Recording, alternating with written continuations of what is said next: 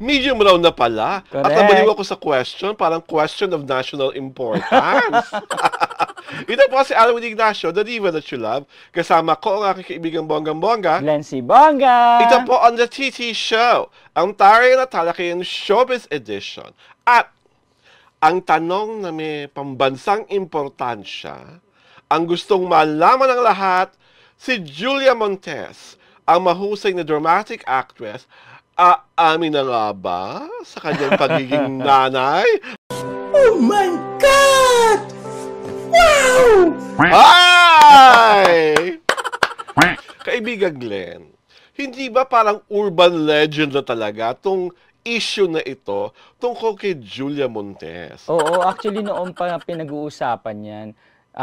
Na may mga kesyo may mga lumalabas sa pictures Yes. na kasama ni Julia, may baby, di ba ganon? Oo. Pero never namang umamin si Julia or even si Coco Martin at Oo. that, di ba? Ang nakakaloko kasi dahil urban legend na ang kanyang status, ang mga tao, ang mayorya, talaga naniniwala na. Parang wala na silang pake kung Parang tanggap na nila. Oo. Wala silang pake kung haka-haka pa ito, kung hinuha pa ito, o gawa lang talaga ng mga mawagsik ang pag-iisip at super creative. Sa kanila, it does not matter anymore. Especially for the fans of Julia and Coco who loves them dearly. Wala silang pakialam doon. Kasi kaya lang naman naging issue na naman ito kanyang pagiging naungkat na naman kanyang pagiging nanay. Kasi una sa lahat, may bago munang show. Si Julia Montes na Philippine adaptation of a Japanese program na ang original title ay Mother. Na ginawa sa Pilipinas na Saving Grace. Correct. So dahil nga Mother, Saving Grace, kinawing, ay, baka dito na aamin si Julia. At ang mas lalong nagpaigting pa ng inaabangang pag-amin ay ang pagbati ni Kuya Will sa isang palatuntunan kung saan nagpadala ng video greeting si Coco Martin. At out of the blue, anong sinabi ni Kuya Will? Ay, parang kinakamusta ni Kuya Will at nagpapasalamat nagpapasalamat siya kay Coco Martin, kay Julia Montes at sa mga anak daw nila. Yes, at walang halong question mark yung kay Kuya Will. At hindi isa mga anak nila, mga anak nila, pamilya nila at kung sino-sino pa. So, pagkasabi ng mga anak nila, matik, trending. Super react na mga netizen. Ang lalong pang nagpatindi ng usapin na ito, nung i-anunsyo na may bagong soap, si Julia Montes, ang ilang mga kaibigan naming panulat, pinagsabihan na bawal magtanong tungkol sa nasabi ni Kuya Will. Ang pwedeng tanungin tungkol sa palatuntunang paparating. Pero yung tungkol sa Mother, bawal na tanungin. Nakakabaliw naman kasi ang pamunuan ng bagong show. Ang tagline ba naman Julia Montes is mothering. So, nung pinagbawalan, nung may gag order, wala naman choice. Mababait naman ang mga kaibigan namin sa panulat. Sunod na lang sila. Parang Hollywood press con. Tungkol lang sa mother ng Nippon TV, na pinalabas na sa iba't ibang bansa. At ngayon nga, di ba, pinakilala na rin sa social media. Kung sino ang mga supporting cast ng Mother. Alam ko, nandun si Janice de Belen. Alam ko, nandun rin si Jenica Garcia. Okay. Meron pa ata isang babae, pero I forgot who she is.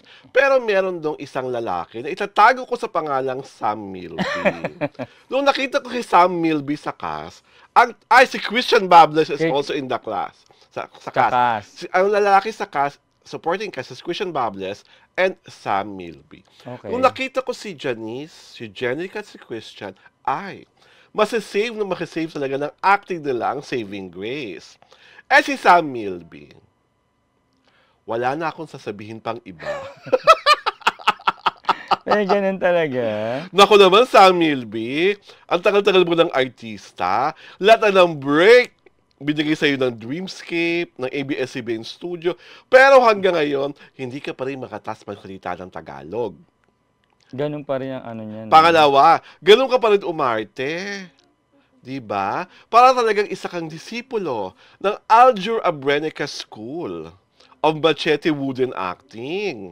Ano ba naman, Sam? Sana naman, dahil nagkahiwalay na kay ni Catriona Gray, magkaroon na ng angst at pighati ang iyong puso. Para pag dumating na yung mga marurubdumbong, mga dramang eksena sa Saving Grace, hindi, ma-save ka. At hindi ka ba paratangang weakest link? Kasi ba remember, meron silang show dati ni Iza sa ni Jody Santa Maria, na pinag-aagawan siya ni Iza at ni Jody. Nagkaroon din siya with Judy Ann Santos, di ba? Oo. Lagi na lang napapansin na parang ganun lang. Pogi ka. Nakakalok. Sam, gusto mo ba yung ganun? Talagang asset mo na lang, pogi ka. Diba? Tapa ka naman, galing ka naman ang pag-arte. Diba? Ikaw ba, kaibigan din? Ito ang tanong.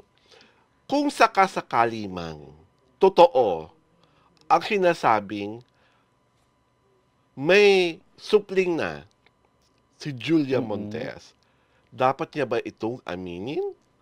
O karapatan naman niya na panatiliing pribado ang mga pribadong pangyayari sa buhay niya? Kasi naitago na nga nila ito, kung totoo man. For the longest time. Oo, di ba? Kumbaga, hindi na nga pinapansin ng mga tao, or kung di man pinapansin, natanggap na ng mga tao. For me, okay lang kung hindi niya aminin, o aminin man niya. Alin man doon sa dalawa, okay lang. Kasi, parang parang hinihintay na lang kasi ng mga, kumbaga parang tanggap na rin naman ng mga tao. Parang official pero, confirmation. Oo, ang hinihintay na lang nila yun, kung totoo talaga, di ba? Sa tingin mo ba, dapat katuwang ni Julia Montes, si Rodel, si Direk Rodel na Franciano, pag dumating Coco Martin. Oo, pag dumating yung tamang panahon na sa pag-amin. Oo, kasi it involves yung family na nila, di ba? Na lalo na nga na nasabi pa ni Kuya Will, 'di ba? Oo. Na about do sa family nila. So, kumbaga maganda na magkatuwang silang dalawa sa pag-a-announce. Oo. Pangatlo, yung nangyari kay Kuya Will, slip of the tongue o birong totoo? Hindi sinasadyang feeling ko, hindi sinasadya. Nung pinanood ko feeling ko hindi sinasadya ni Kuya Will yung sincere yung pagpapasalamat niya kay Coco at kay Julia na hindi niya intended na ibuko. Ilaglag, parang ganon. Oo. Ganon.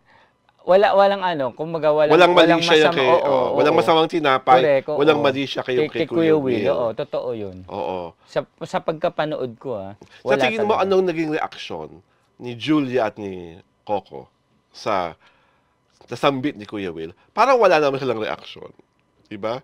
Parang hindi pinatulan, quiet lang. Kasi nagawa na nga nila maging quiet before Miss Lalo, oo. Parang, what's the point of explaining? Oo. Diba? Kumbaga kung kaamin man sila, malaking na lang, siguro isahang malakihang pag-amin na lang, di ba? Okay. Isa pa lang nakalimutan ko, kasama mo po si megastar Sharon Cuneta sa Saving Grace. Hindi ko lang alam kung... So pagtatrabaho ito ni Julia at saka ni Mega. Hindi ko lang alam kung bida kontra bida si Ate Shawi, kung siya yung mother o si Julia yung mother. But magkakasama sila doon. Ang nakakatuwa doon, di ba? Si Janice at si Sharon magkasama. Di.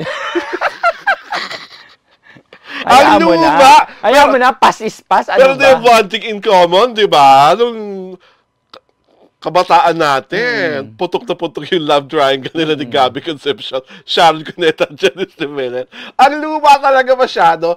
Pero those were such exciting days. Pero na-touch ako dito kay Julia. Kasi ito yung huling project na inalok sa kanya at tinanggap niya ng yumaong si Sir Deo Endrinal, di ba? Oo.